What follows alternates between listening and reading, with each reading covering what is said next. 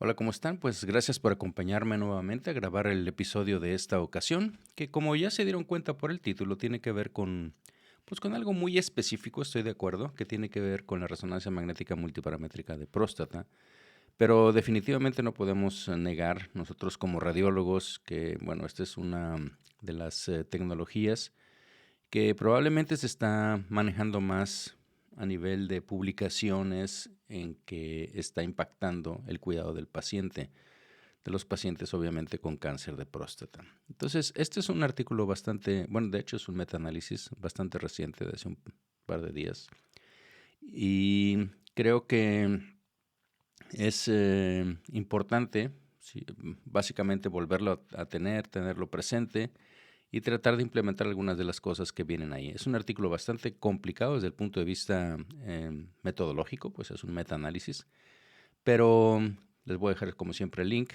pero creo que, bueno, platicar de ello y como les digo, tenerlo presente es importante para nuestra práctica. Entonces, vamos a empezar.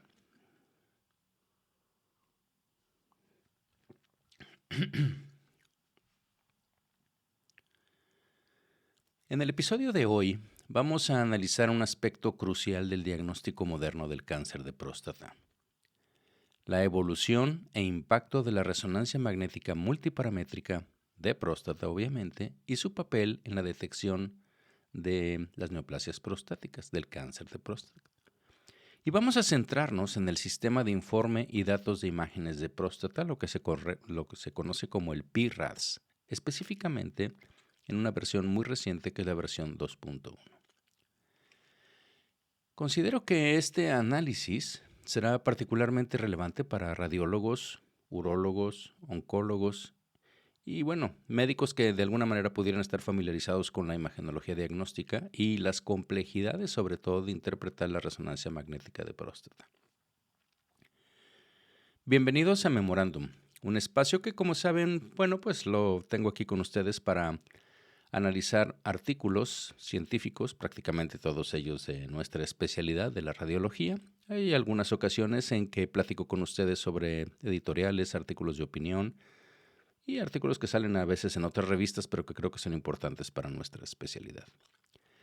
Y fíjense que hoy les quiero platicar de un artículo que salió, bueno, de hecho en Radiology hace unos días, el día 13 de agosto, y cuyo título en español sería algo así como Actualización sobre los puntos de referencia de rendimiento diagnóstico del PIRADS versión 2.1 para la resonancia magnética de próstata. Revisión sistemática y metaanálisis. Este es un artículo que está hecho por, bueno, varios autores. Unos de ellos son del Instituto de Medicina Basada en Evidencia y de Biometría Médica en, bueno, Facultad de Medicina, el Centro Médico de la Universidad de Freiburg en Alemania. También del Departamento de Radiología y Medicina Nuclear de los Países Bajos. Y hay otros del Departamento de Radiología Diagnóstica e Intervencionista también de la Universidad de Bielefeld en Alemania. Como siempre, les voy a dejar el link del artículo, aquellos que estén interesados. Es un artículo que, como se pueden imaginar, pues tiene demasiada cuestión estadística, demasiada metodología, muy bien hecho. Pues ya hay un par de revisiones y de editoriales al respecto que también vienen ahí y que voy a cubrir un poco. Y que bueno, realmente dicen que pues el artículo o el metaanálisis, el estudio está bastante bien hecho. Entonces creo que vale la pena. Pero como siempre no voy a entrar en los detalles de todo esto por las características obviamente del podcast, de cómo van escuchando esto, pero voy a poner lo más interesante. Entonces, como siempre, vamos a poner esto un poquitín en contexto. Y creo que, bueno, sabemos que la resonancia magnética multiparamétrica, en inglés es MPMRI, o sea, Multiparametric Magnetic Resonance Imaging. Pues esta herramienta o este enfoque, esta técnica, se ha convertido en, digamos, en la piedra angular en la evaluación sistemática de las lesiones sospechosas en la próstata. Y esto incluye básicamente, si nos vemos ya así muy específico, tres técnicas de imágenes principales. La primera es la imagen que dependiendo cómo le pongan la traducción, pero es imagen ponderada, imagen dependiente, como muchos le decimos, de T2. Pero la gran mayoría de en otros países, en México le decimos dependiente de T2, pero en la mayoría de los países se ponderada en T2, pero básicamente es lo mismo, en donde las características de la imagen que vemos depende del T2, o está ponderada al T2 de los tejidos. La otra secuencia es la imagen que está ponderada o dependiente de difusión, Diffusion Weighted Dimension, y específicamente cuando hacemos un mapeo del coeficiente de difusión aparente, que es lo que comúnmente conocemos los radiólogos como ADC. Y la tercera secuencia, que es sumamente importante, es la imagen dinámica con contraste, que en inglés es la DCE, Dynamic Contrast Enhancement. Y fíjense que cada una de estas técnicas, pues obviamente proporciona pues información diferente, pero al mismo tiempo complementaria sobre las características del tejido prostático.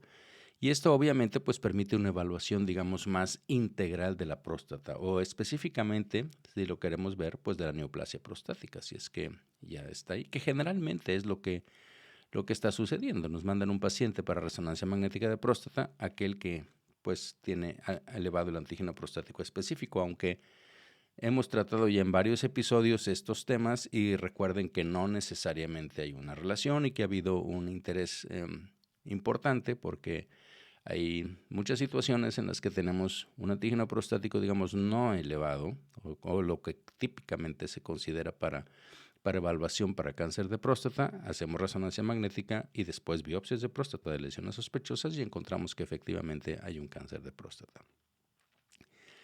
Solo para recordar, pues la imagen ponderada en T2, recordemos que ofrece imágenes obviamente de alta resolución y son las que son particularmente efectivas para evaluar la anatomía de la próstata, específicamente lo que conocemos como la zona central, la zona periférica, y es, digamos, muy fácil identificar si existe una lesión, tanto estructural como por alteración de la intensidad, si se está extendiendo y hacia dónde, ¿no?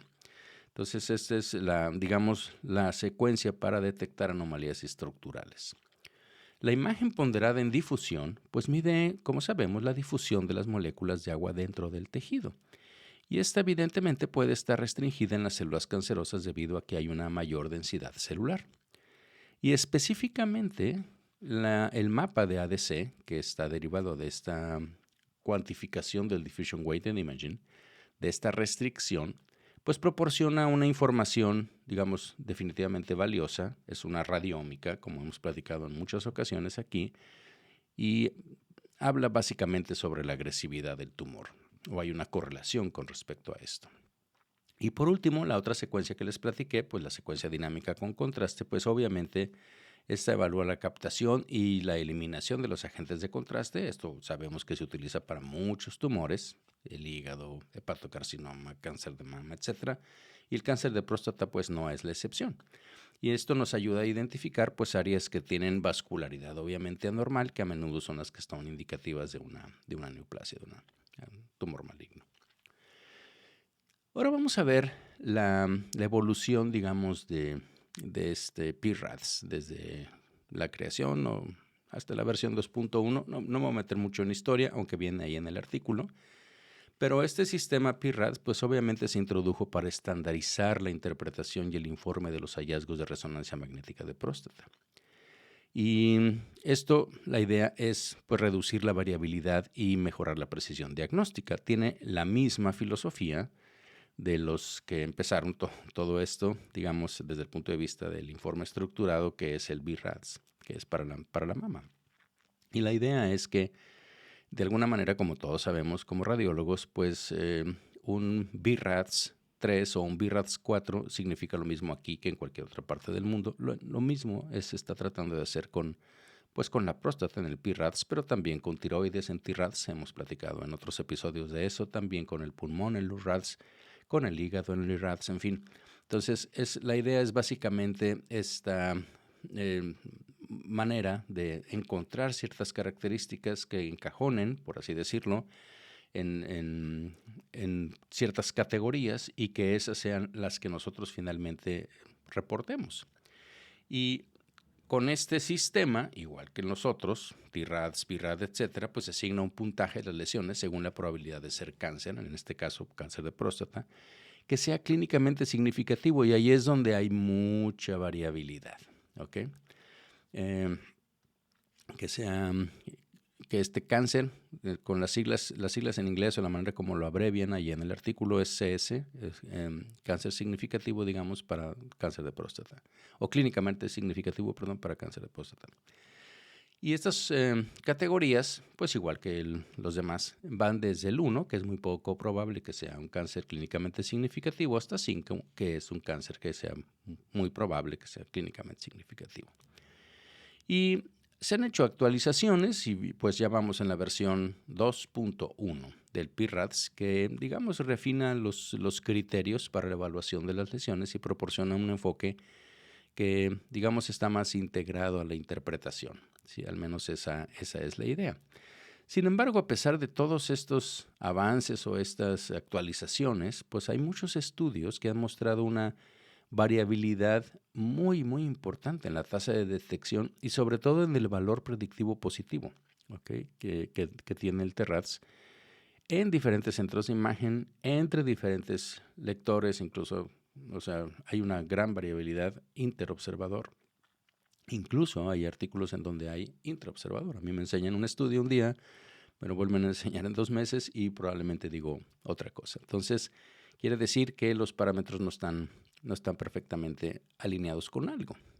Y esta variabilidad, pues obviamente, digamos que subraya la importancia de establecer, pues cuáles son esos estándares de referencia, que es precisamente lo que este estudio buscó abordar con este metaanálisis. Entonces, este artículo, como yo les decía, pues es un metaanálisis, revisa muchos estudios. Ahorita les voy a dar un poquitín de la metodología. Y pues intenta establecer cuáles son esas referencias que queremos que sean basadas en evidencia, ¿okay? Y en los autores pues evaluaron el desempeño diagnóstico de este sistema de PIRADS, obviamente la versión 2.1, ¿sí? Y utilizaron una amplia corte de estudios. Al final incluyeron datos de 70 estudios originales, 70 estudios de investigación, un total de 13,330 pacientes. Creo por eso les decía que esto es pues un estudio sólido, ¿no? Como les digo, no mencionaré los detalles metodológicos, pero debo decirles que la rigurosidad metodológica del estudio y pues su gran tamaño demuestra, pues digamos que lo convierten en una referencia y una evidencia muy importante para la evaluación del PIRADS o cómo estamos haciendo nosotros el PIRADS y cómo podríamos cambiarlo. Entonces, como les decía, el objetivo principal fue establecer esas referencias basadas en evidencia para cada categoría de PIRADS, tanto a nivel de lesión como a nivel de paciente. Es decir, detectamos a los pacientes, ¿sí? Y los pacientes podrían tener no nada más una lesión, sino que pueden tener más. Entonces, por eso van a ver un poquito de diferencia y esto es típico, ¿no? De cuando estamos utilizando métodos para sensibilidad y especificidad, además en imagen diagnóstica, en otras cosas también, pero imagen diagnóstica. En particular, sí, pues es ver qué tanta sensibilidad, por ejemplo, tenemos para detectarlo en un paciente, ¿sí? El paciente que ya tiene, o las lesiones que tiene el paciente. ¿Okay?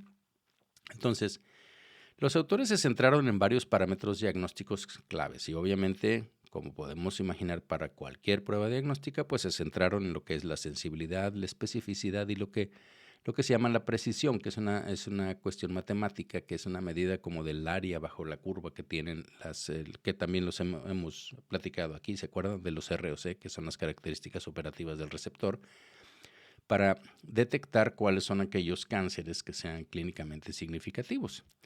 Y lo que ellos determinaron como cáncer clínicamente significativo es cuando había un Gleason mayor o, bueno, igual o mayor a 2. Y ese obviamente es resultado de patología. Entonces, quiero decirles que todos los estudios que incluyeron, los 70 estudios con los 13,330 pacientes que vieron, pues digamos que todos tenían biopsia. ¿Okay? Si algunos tenían más de una lesión, las lesiones que tuviera tenían biopsia. Entonces, por eso se puede calcular y saber el Gleason.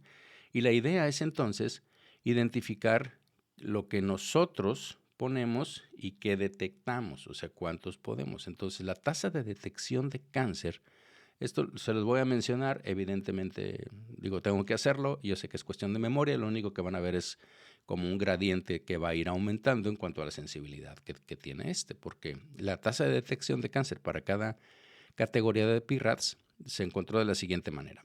Imagínense que el PIRADS 1, pues tenía 6% tanto a nivel de lesión como de paciente. El PIRADS 2 también tenía 6% a nivel de lesión, 5% a nivel de paciente. Y ya si nos vamos al 3, subió, a diferencia de lo que sucede en la mama, es 17% a nivel de la lesión, 19% paciente. Y ya si nos vamos a 4, es 54%, tanto en lesión como en paciente. Y PIRADS 5 es que tiene cáncer 77% a nivel de la lesión, o sea, de lesiones y 84% de los pacientes. Entonces, estos hallazgos son, digamos que son muy importantes porque proporcionan, digamos, ya así en general, después de revisar todo, digo, tantos artículos, pues las primeras tasas de detección de cáncer que están agrupadas por categorías en el PIRADS 2.1. No había, digamos, esta información. Y entonces esto ofrece, digamos así, como un punto de referencia para todos los clínicos, también para nosotros los radiólogos, obviamente, para interpretar todos estos hallazgos de resonancia magnética de la próstata. Entonces, ¿qué implicaciones tiene esto? Bueno, pues esta variabilidad que hay en el desempeño diagnóstico del PIRADS, como lo destaca este metaanálisis, pues obviamente que señala la necesidad de establecer estándares de calidad que fueran, o que sean más bien, uniformes en todos los centros de imagen. Y ahí es donde la situación, es la idea, pues, de este artículo, de este llamado, porque los parámetros diagnósticos que están basados en evidencia de alta calidad, pues evidentemente son cruciales para guiar las decisiones de manejo en los casos que sospeche cáncer de próstata. Entonces, una adopción generalizada de estos parámetros de referencia, pues podría obviamente llegar a que tengamos resultados que fueran obviamente más consistentes y por lo tanto mejorar la precisión de las biopsias dirigidas por resonancia magnética. Acuérdense que esto hay de dos variedades, también ya lo hemos platicado en un episodio previo. Una no está muy difundida, es aquellas en que estrictamente la biopsia se hace dentro del equipo de resonancia magnética con un equipo especial, ¿sí? Para estereotáxico, por así decirlo. Bueno, de hecho es estereotáxico. Y la otra es saber dónde está la lesión y guiarnos por ultrasonido, aunque con ultrasonido pudiéramos no ver. Eh, digamos, pues depende del PIRADS, pero hay una gran cantidad de variabilidad entre lo que vemos y que si nosotros hacemos simplemente biopsias, como le decíamos antes, seccionales o por sextantes horario, como le quieran llamar, es decir, no dirigidas, pues, ¿ok? Entonces, la idea es de que, o lo que ellos proponen, pues es desarrollar procesos de control, digamos, para restablecer, o para rastrear todos estos resultados y que se usen, digamos, estas métricas que tengamos para hacer como ellos le llaman auditorías internas, ¿no? e iniciativas para mejorar la calidad. Es decir, que cada centro nosotros tengamos, si hacemos esto, decir, bueno, yo dije que era, si fue o no fue, ¿ok? Y además, a medida de esto, pues los programas o los departamentos de radiología, cada vez, bueno, esto sucede más en Estados Unidos y ustedes lo saben, pues están buscando esas acreditaciones, en particular por el American College of Radiology, el Colegio Americano de Radiología, en donde te dice, este centro está certificado para mama, este centro está certificado para, por ejemplo, lo de score coronario, ¿se acuerdan que lo hemos platicado?